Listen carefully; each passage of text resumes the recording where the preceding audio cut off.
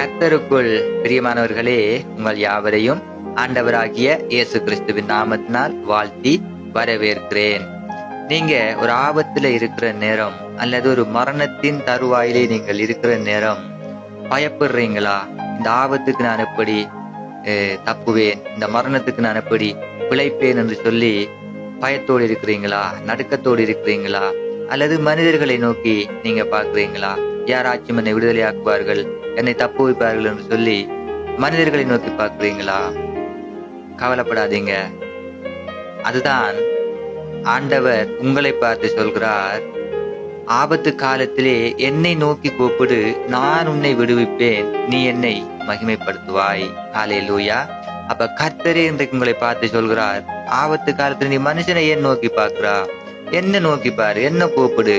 நீ ஆபத்து காலத்திலே ஒரு மரணத்தின் தருவாயிலே ஒரு ஆபத்து நேரத்திலே நீ என்னை நோக்கி கூப்பிடுகிற பொழுது நான் உனக்கு மறு உத்தரவு அருளச் செய்து உன்னை நான் காப்பாற்றுவேன் அப்படின்னு சொல்லி ஆண்டவரே இன்றைக்கு உங்களை பார்த்து சொல்கிறார். அப்ப நீங்க மனுஷனை நோக்கி பார்க்க வேண்டியது இனிமேல் இல்லை. எந்த ஒரு ஆபத்து வந்தாலும் நீங்க கர்த்தரை நோக்கி பாருங்க, கர்த்தரை கூப்பிடுங்க. நிச்சயமாகவே கர்த்தர் உங்களை காப்பாற்றுவார், அவர் உங்களை விடுதலையாக்குவார். அவர் சர்வ வல்லவராக இருக்கிறார். அப்ப ஆனபடினால நீங்க மனுஷர்களை நோக்கி இனிமேல் நீங்க பார்க்க வேண்டியதோ மனுஷரை கூப்பிட வேண்டியதோ இல்லை.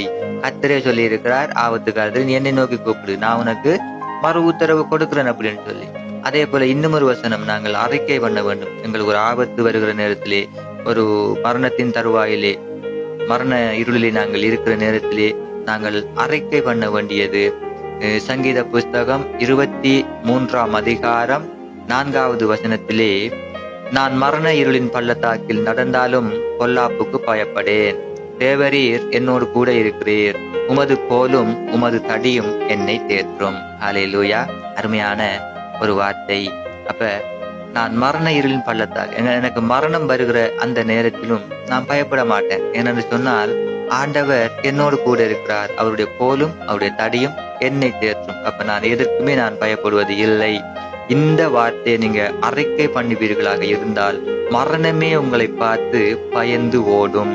அப்ப நீங்க ஒவ்வொரு நாளும் உங்களுக்கு ஆபத்து மரணங்கள் வருகிற நேரத்திலே, அந்த சம்பவங்கள் நடக்கிற நேரத்திலே இந்த வார்த்தையை நீங்கள் அறிக்கை பண்ணுவீர்களாக இருந்தால் நிச்சயமாகவே கர்த்தருடைய கோலும் அவருடைய தடியும் உங்களை தேற்றும். கர்த்தர் நல்லவர், அவர் கிருபை என்றும் உள்ளது. ஆமென். கர்த்தர் உங்களை ஆசீர்வதிப்பார்.